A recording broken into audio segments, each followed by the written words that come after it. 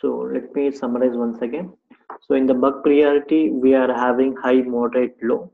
Bug priority says to the development team, it will be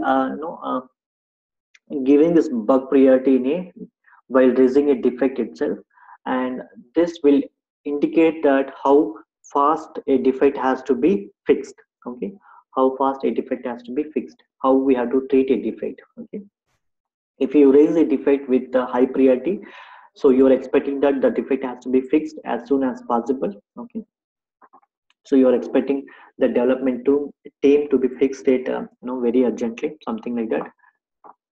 And when it comes to bug severity, we are having fatal, blocked, major, minor. And bug severity is nothing but how severely a defect will impact the user. Okay, for example, if you are unable to log into your application, so it will impact the user very severely, without which he can't do anything.